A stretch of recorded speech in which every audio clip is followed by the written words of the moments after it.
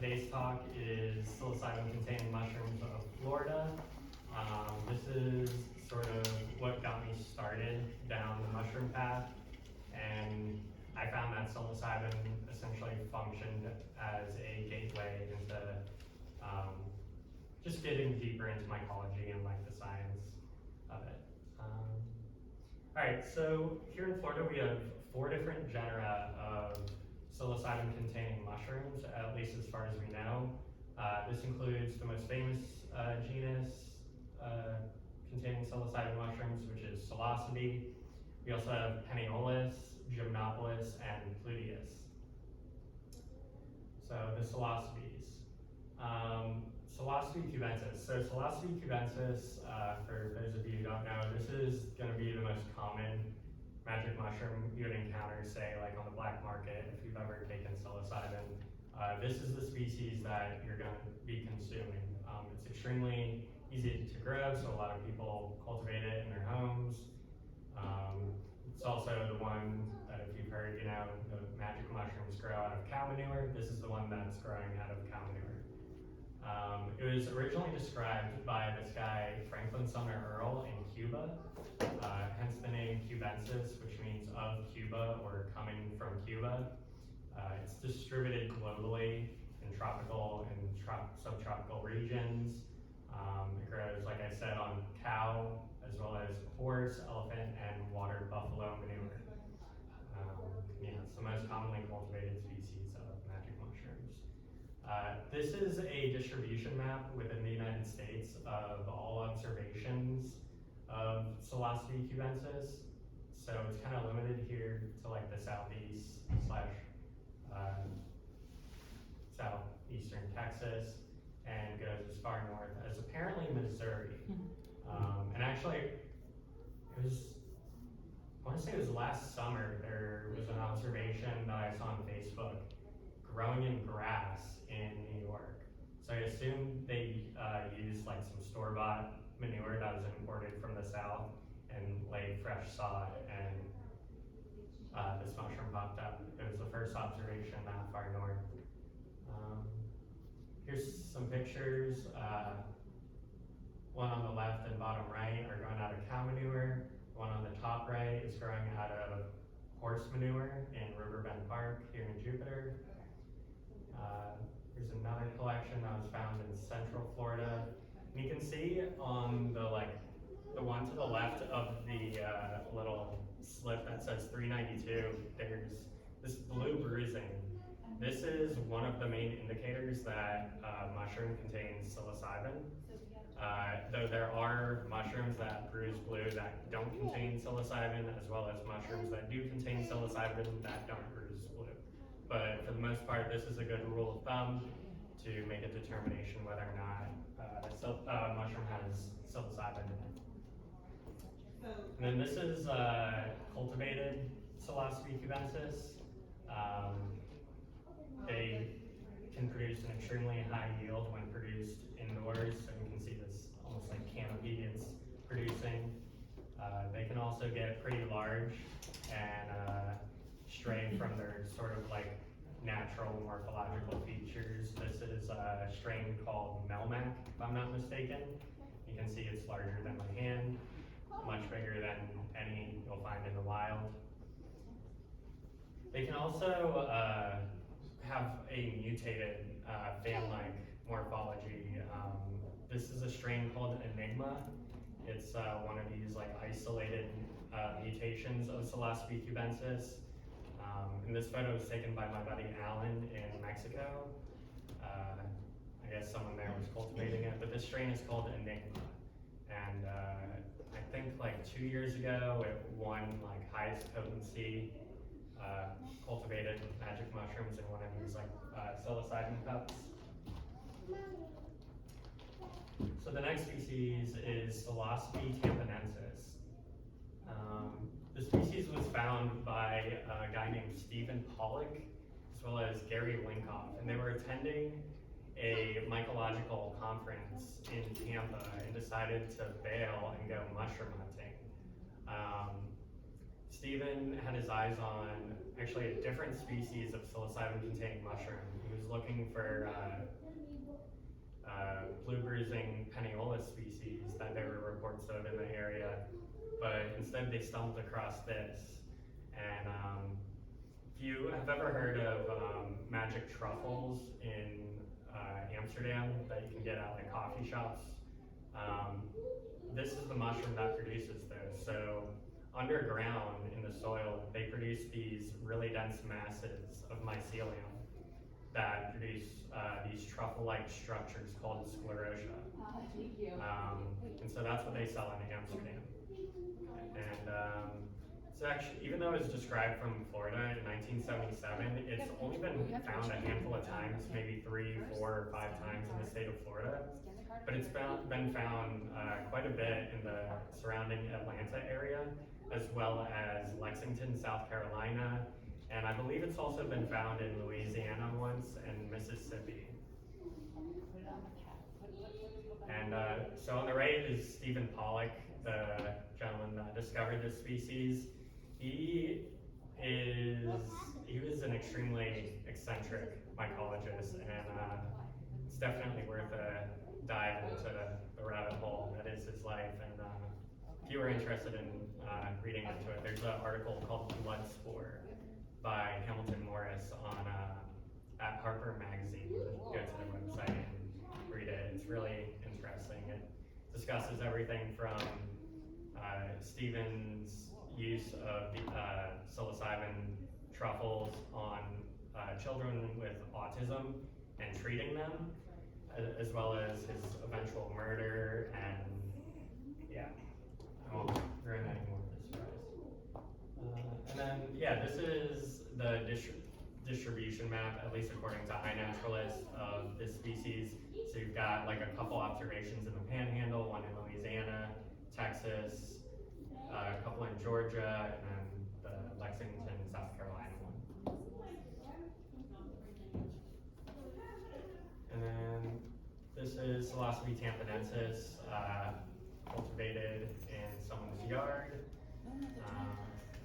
So yeah, they're pretty easily cultivatable, and a lot of magic mushroom growers. This is probably the second most common species that you'll find someone cultivating. And then these are the magic truffles or sclerotia. So this is what you'll find in coffee shops in Amsterdam. They're produced when they're in culture also? Yeah, so all you do is you leave it on the grain. Like if you're familiar with cultivation, you know, any mushroom, whether it's psilocybin containing or edible, you start out on grain. And typically once that grain is colonized, you'll move it to like a bigger substrate to fruit. But with Psilocybe tampanensis, if you just leave it on the grain, I think the people in Amsterdam, I think, let it like colonize the grain for up to 14 months, and then they harvest these truffles out of them. So next one is Psilocybe mammillata. It was originally described in Jamaica by extremely prolific mycologist named William Alfonso Merle, 1948. But it was also found once in Highland Hammock State Park, which is a beautiful old growth forest in Sebring. And it's, like I said, it's only been found once in Florida back in 1958. And even in Jamaica, it's only been found. Close this door.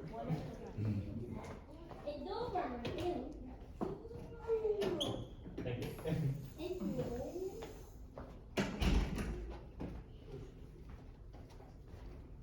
So yeah, extremely rare species, but in August of 2022, the mycology professor at the University of Florida, he was in the Yeehaw Junction area, roughly, and at a preserve that is owned by the University of Florida, and either him or one of his students found this collection, which hasn't been confirmed that it's Psilocybe mammillata, but based on its morphology as well as DNA sequence, I think it's a likely candidate, and I actually have the intention of going and studying this collection using microscopy and hopefully confirming whether or not it's the same species that was found in the 50s. All right, so this next one is it's actually the newest psilocybin containing mushroom that's been described. First one described in over, I believe, around 48 to 50 years in the state of Florida. This is Psilocybin tropicalis. And for short, people call it Nibias.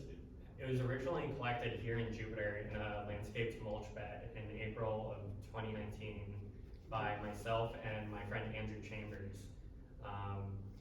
Initially, we thought it was another species called Psilocybe cystidiata, but it looked a little different. It's got this, these like white caps, which weren't, not indicative of Psilocybe cystidiata, but we thought, oh, maybe it's just like a weird phenotype. And Psilocybe cystidiata also hasn't been observed growing this far south. Its cutoff is like central to southern Georgia. So we thought it was a little odd, and for about a year, we kind of just called it a weird phenotype of Psilocybe cystidiata, but I had a hunch that maybe it was something different, and so did my buddy Andrew, as well as other people in the mushroom community. And eventually I sent it in for DNA sequencing and confirmed that they were not Psilocybe cystidiata, or what people call ovoids. And so that was back in 2019, and actually just last month on March 26th, myself and my co-authors finally published it as a legitimate taxon in the journal Maclovania. And this is just a screenshot of the first page. So if you guys want to check that out, I can direct you to that. And this is the distribution, the current distribution of Psilocybe tropicalis. You can see there's kind of this like fat cluster in the Jupiter area, most of which are my observations, and then there's a handful spreading south into Point Beach, Delray Beach, almost Boca Raton. But so far this mushroom has only been found in Palm Beach County, Florida, and nowhere else in the world, which is extremely interesting. And there's a lot of speculation on like what the deal with this mushroom is and why it only grows in landscaped mulch beds. A lot of people think it's the result of a hybridization event. Some people think that maybe it had a broader distribution in the past before we turned all of South Florida into a concrete jungle, and this is just like a relic population that's inbreeding with itself. No one really knows, but here's some nice pictures of them in habitat. Another cool thing about this species, in UV light, the edge of the gills fluoresce with this raspberry red color, which is extremely beautiful to see in person. You can also see these purple specks, which are microplastics, unfortunately. And then also, another interesting thing about this mushroom is it has this like really high proportion of these what we call apically cleft or heart-shaped spores. Roughly 10% of the spores are shapes like this.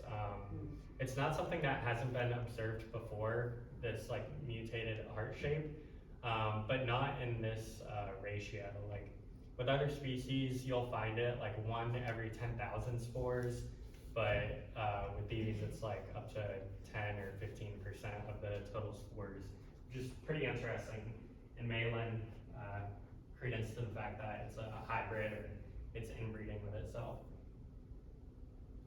All right, so the next genus is Peniolis, also known as the mottle gills. So this is another one that grows out of cow manure here in Florida. It's called Peniolis cyanescens. And they're quite a bit stronger than Psilocybe cubensis, the other mushroom that grows out of cow manure here. A lot of people call them blue meanies, but it was originally described in 1871 in Sri Lanka as Agaricus cyanescens. Back in the 1800s, we called every mushroom Agaricus, and now some of you may know portobello mushrooms. That's the genus that they reside in. But since it's been transferred out of Agaricus and is now in the genus Panaeolus, like I said, it can be found in manure just like Psilocybin cubensis. It's also distributed globally. It definitely, in my experience, occurs a lot more frequently here in South Florida, like Okeechobee, Lake Okeechobee and South, but it will grow up to northern Florida and even into other states.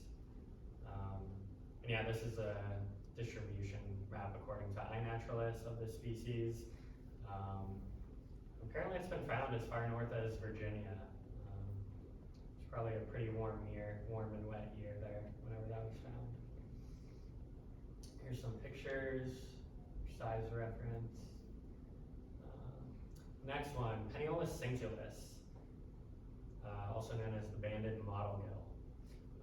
So this one, at least something that gets repeated a lot, is that this is likely the most widely distributed psilocybin-containing mushroom. It's been observed in all 50 states, grows in compost piles, in grass, and occasionally out of dung. But it's really common at places that have like freshly laid sod. So like when you see like a new housing development erected or a new building, and they lay down sod and they irrigate the crap out of it for the first couple weeks, you're likely to find this species of mushroom. But it's extremely low in potency. From what I've heard, you have to eat a lot of it in order to get desired effects. But yeah, this is the distribution map in the United States, and you can see it's been found all over the United States, including all the way up in Alaska. Here's another Panaeolus. So this is Panaeolus chlorocystis. This has only been found 3 times here in Florida. It's the only state it's been found in. And sorry, I'm getting ahead of myself. This is the only picture we have of it, is this diagram that was presented in the paper describing it. But it was just described and found in the 1970s. One of the collections was actually by Stephen Pollack, the mycologist I mentioned earlier, who discovered Psilocybe tampanensis. He was actually in search of this mushroom when he found Psilocybe tampanensis. But recently I became really interested in this species and whether or not it's real or not, or if it's like a synonym of one of the other Panaeolus species we have here in Florida. So I've been visiting the University of Florida a lot lately and hanging out in their fungarium. So I was able to track down one of the collections that was used to describe this mushroom, and I was able to get a nice picture of it. So this is now the best picture we have of this mushroom, this old dried collection here. But another thing I was able to do is I was able to put it under a microscope and get some really nice microscopy pictures.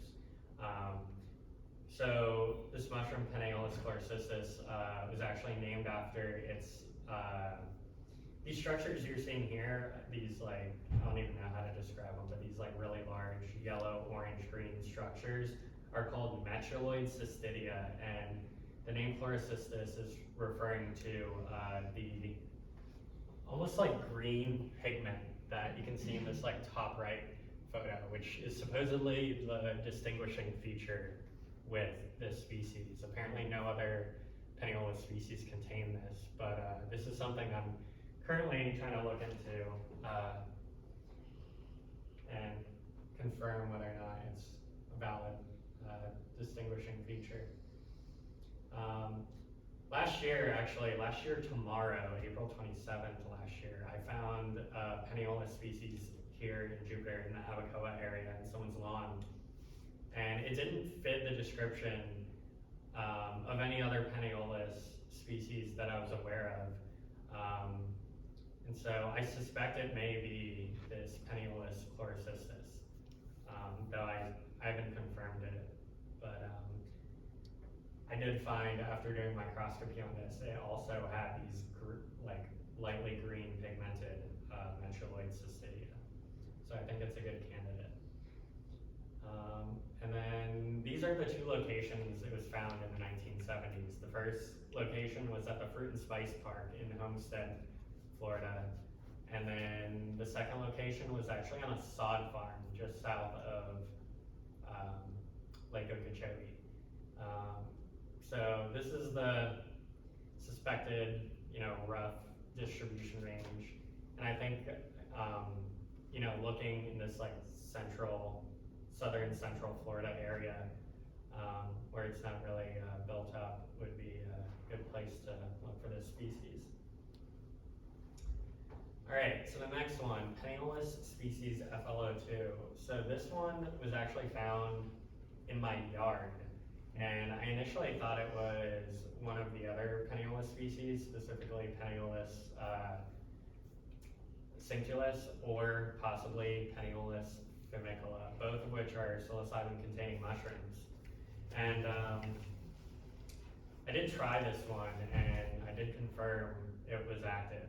But I also had a DNA sequenced, and it did not come back matching penniless cinctulus or fumicula. The closest match was actually to penniless phonosecii, which to my knowledge doesn't occur here in Florida. It is actually a non-psilocybin containing penniless species. But it's like a roughly 98% match to it. And yeah, so this is sort of a weird outlier penniless that I'd like to get to the bottom of. And then other penniless species, penniless fumicola, Bisporus, Combogeniensis, and Tropicalis. All of these, I don't know how much confidence I have in stating that all of these also occur here in Florida. There's just references online to them possibly being here. I also didn't have photos of them, so I couldn't make slides. The next genus is Gymnopolis, also known as the Ruskills and Gyms, or a lot of people, when they're referring to the psilocybin active ones, will refer to them as laughing gyms. So I mentioned this character earlier, William Alfonso Merle. He's extremely prolific mycologist, like I said. His lifetime, he made well over 70,000 collections of mushrooms. He also described roughly 1,453 different species of mushrooms, roughly seven of which were in the genus Gymnopolis here in Florida. And maybe about half of them are suspected to be active. But right now, the genus Gymnopolis, essentially no one knows good names for these species. All of the Gymnopolis experts have died, and no one has really carried on the work with Gymnopolis until recently. This is my buddy Andrew Koenig. He's a student at the University of Florida. So what he's doing, he's looking at all of these collections that Merle made that these descriptions of Gymnopolis were based on. And he's doing really good microscopy as well as attempting to do DNA sequencing on these mushrooms in order to resurrect some of these names that Merle had. Yeah, he's a really cool guy. He's got the whole young, bright genius thing going on for him. And I'm looking forward to his published work. And this is an example of one of the collections that Merle made. So this is what we call a holotype collection. So this one is Gymnopolis amerissimus, a name that Merle gave to one of these Gymnopolis.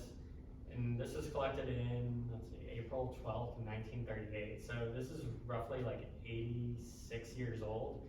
And so Andrew's going in, he's looking at this collection under a microscope and trying to make determinations about what it is and whether or not he can match it to some of his modern collections that he has color photographs of with. So yeah, I just have a couple slides with some pretty photos of Gymnopolis species.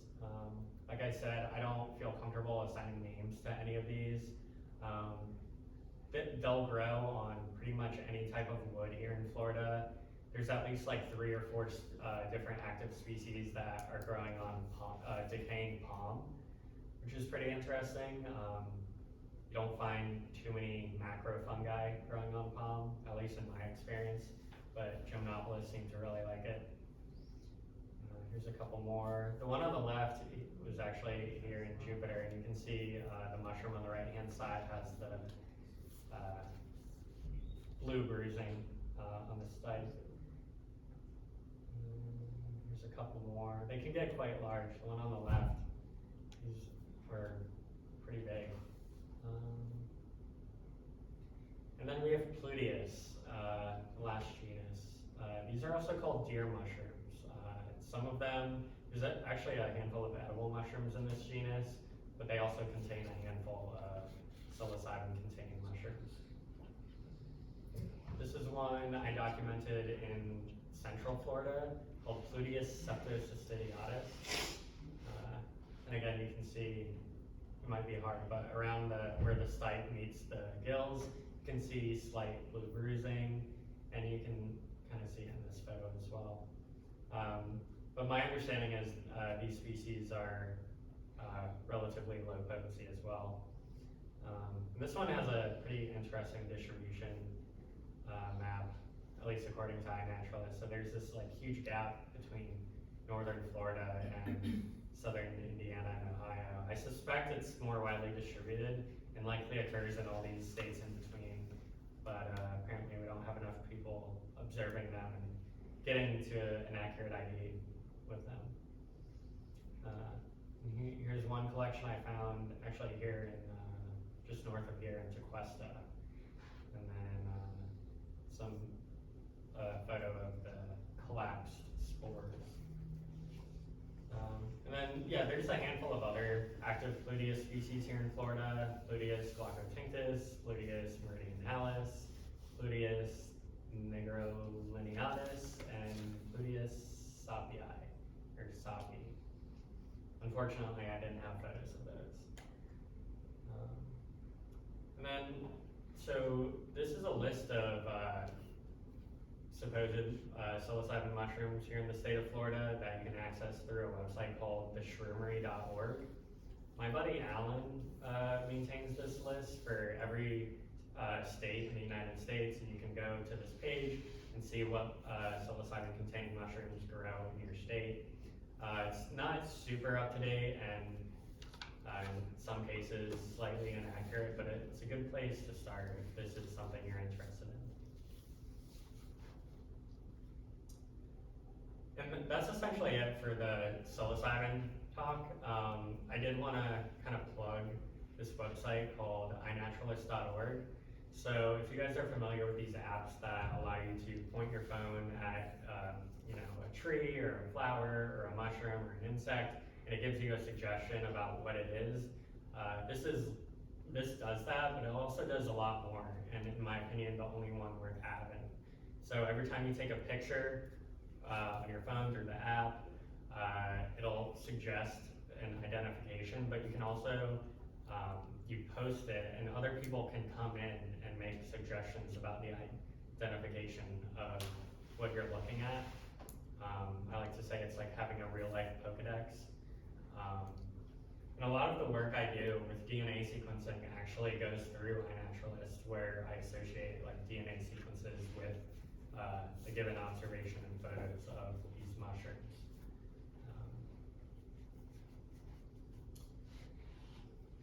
And yeah, there's just an example of all the collections I've made throughout the United States on iNatch. And yeah, if any of you are interested in, pursuing mushrooms in any degree, even if it's just psilocybin or you want to get into edibles, and you want to kind of go above and beyond, something you can do is make collections and send them in for free DNA sequencing. And my buddy Kyle does this. He's the operator of the Ohio Mushroom DNA Lab, and he has an open call with an unlimited number of specimens for mushrooms anywhere in the United States, and to a lesser extent, North America. So some send stuff in from like Canada and Mexico as well. Yeah, it's a really cool service he's providing, and it's definitely helping with outlining the biodiversity of fungi here in the United States. And I know one or two of you have sent in stuff to Kyle. So yeah, that's it. Are there any questions? Nope.